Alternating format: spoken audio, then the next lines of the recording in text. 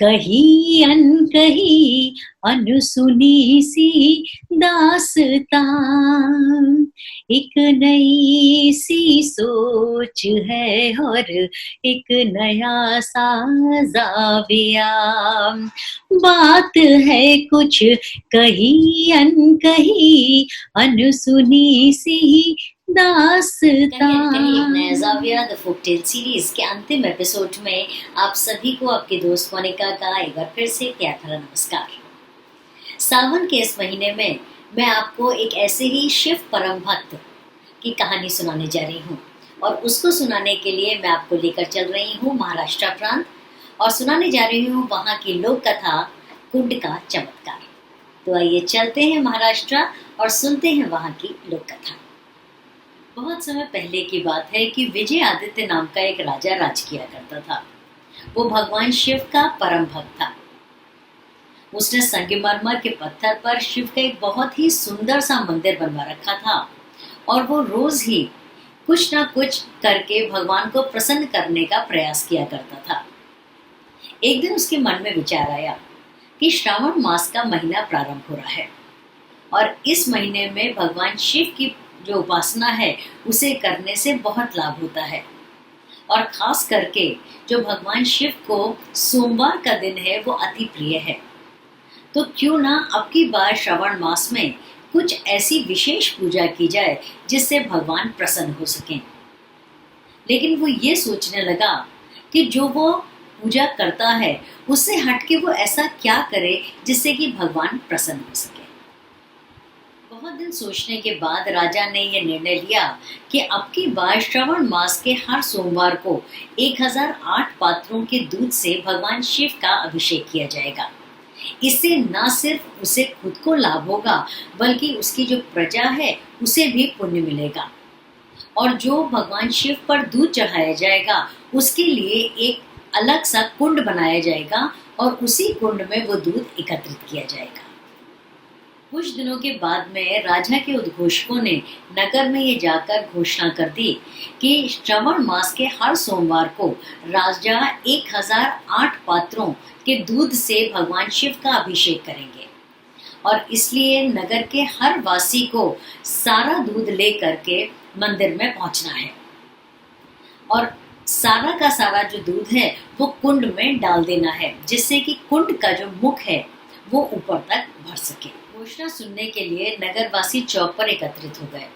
बहुत से लोग तो राजा की धर्मनिष्ठा की प्रशंसा करने लगे, लेकिन बहुत से लोग ऐसे भी थे जिनको ये सुझाव बहुत ज्यादा नहीं पसंद आया क्योंकि उनके लिए जीविका का वही एकमात्र साधन था। लेकिन राजा के डर से किसी ने उसके लिए कुछ नहीं कहा और चुपचाप उनकी बात सुनकर अपने अपने घर लौट गए। जैसे ही सोमवार आया तो देखते ही देखते सुबह से ही मंदिर के सामने एक लंबी लोगों की कतार लगने लगी क्योंकि हर व्यक्ति अपने हिस्से का जो दूध था वो कुंड में डाल देना चाहता था। यहाँ तक कि बछड़ों के लिए भी एक बूंद दूध तक नहीं रखा गया था।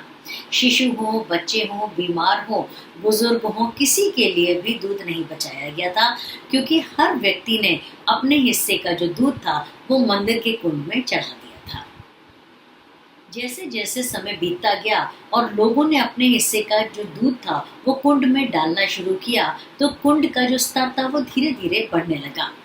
लेकिन दोपहर होते होते तक सिर्फ कुंड का आधा हिस्सा ही भर पाया था। लोगों में कानाफूसी शुरू हो गई।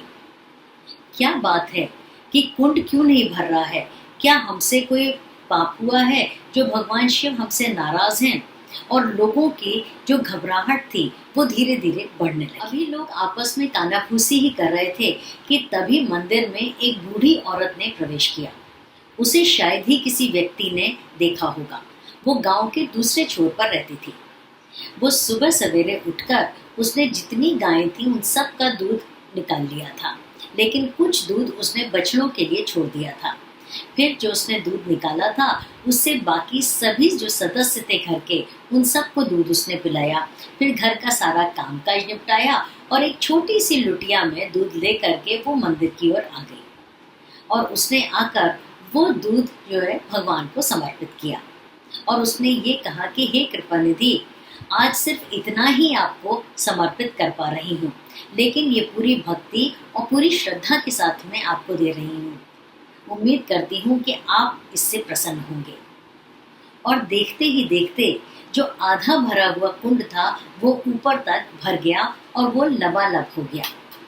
और इसे देखकर जो राजा और पुजारी थे वो फूले नहीं समा रहे थे, और राजा को इस बात की प्रसन्नता थी कि उनका जो अनुष्ठान था वो सफल हुआ। अगले सोमवार को भी ऐसा ही हुआ कि नगर के सभी लोग अपने घर का सारा दूध ला करके उन्होंने कुंड में डाल दिया, लेकिन तब भी जो कुंड था वो सिर्फ आधा ही भरा।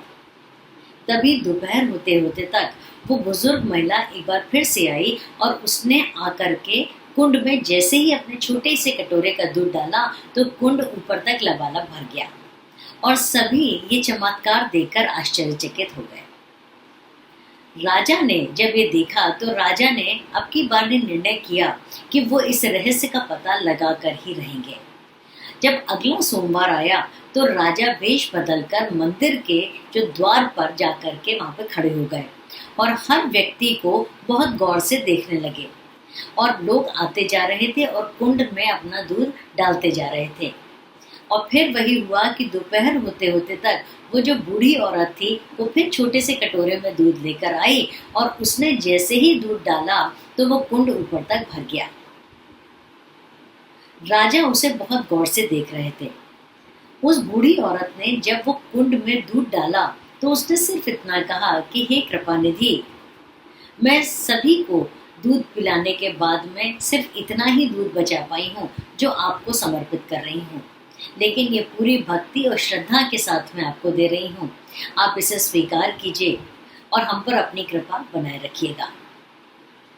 जैसे ही वो बूढ़ी औरत दूध डाल करके वापस मुड़कर अपने घर की ओर जाने लगी तो राजा ने उसे आवाज देकर रोक दिया।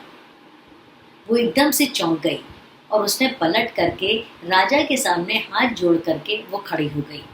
उसने कहा, महाराज, मुझसे कोई भूल हो गई हो तो मुझे क्षमा कर दीजिए। तो राजा ने कहा कि नहीं माँ, मैं सिर्फ तुमसे ये जानना चाहता हूँ कि इतने सारे लोगों ने जब इसमें दूध डाला तो वो कुंड सिर्फ आधा ही भरा था, लेकिन तुमने जरा से कटोरे का दूध जैसे ही उसमें डाला तो वो कुंड ऊपर तक भर गया। इसमें ऐसी क्या रहस्य की बात है?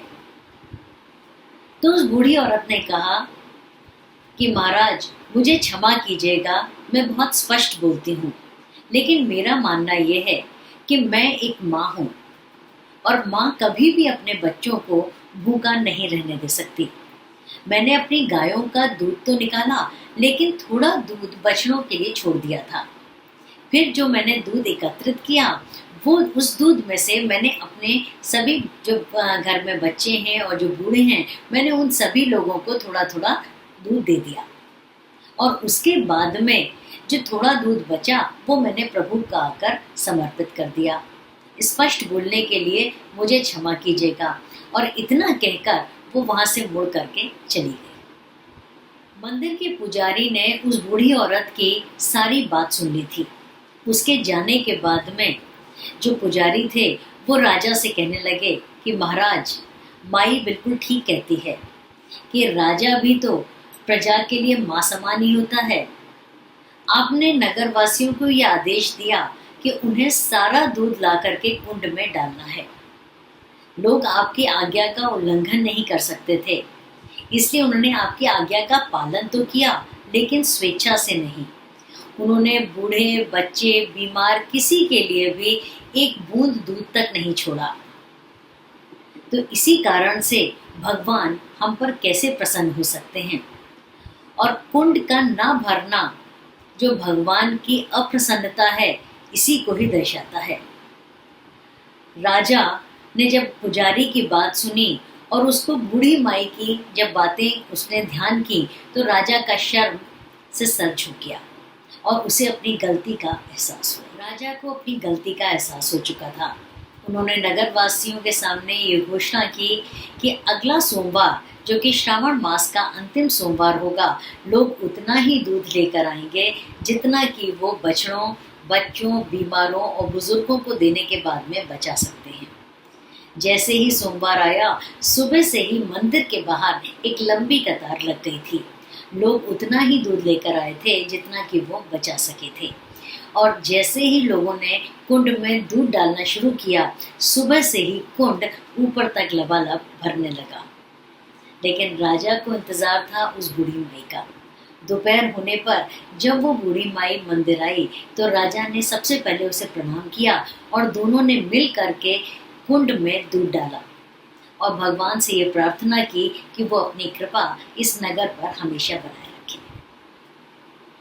इस कहानी से हमें संदेश मिलता है कि किसी भी कार्य की सफलता वो किस नियत से किया गया है इस पर निर्भर करता है। स्वेच्छा से किया गया कोई भी कार्य हमको सफलता की ओर ही लेकर जाता है। एसबीसीसी का प्रिंसिपल भी यही कहता है कि किसी भी कार्य की सफलता उसके टीम लीडर पर डिपेंड करती है, जो कि अपने विजन के साथ साथ अपनी टीम को भी साथ लेकर चलता है और अपनी टीम के प्रति एक कंपैशनेट एटीट्यूड रखता है। उम्मीद करती हूँ कि आज की कहानी और इसमें निहित संदेश आप सभी को भाया होगा। तो मेरे चैनल को लाइक, सब्सक्राइब, रिकमेंड करना मत भूलिएगा और अपने कमेंट्स वो तो मुझे ज़रूर ही भेजते रहिएगा। आज हमारी जो फोक टेल सीरीज़ है, इसका ये अंतिम एपिसोड था। उम्मीद करती हूँ कि ये एक छोटा सा प्रयास आप सभी को भाया होगा कि किस प्रकार से जो फोक टेल्स हैं उसमें जो निहित संदेश है वो कितना कंटेम्प्ररी है, कितना कॉन्टेक्चुअल है, और उसमें और social and behaviour change communication के जो प्रिंसिपल्स हैं दोनों में कितनी समानता है। आपसे अगले सेगमेंट के साथ में जल्द ही मुलाकात होगी। तब तक के लिए कहीं न कहीं एक नया जाविया द फोक टेल सीरीज की पूरी टीम की ओर से नमस्कार।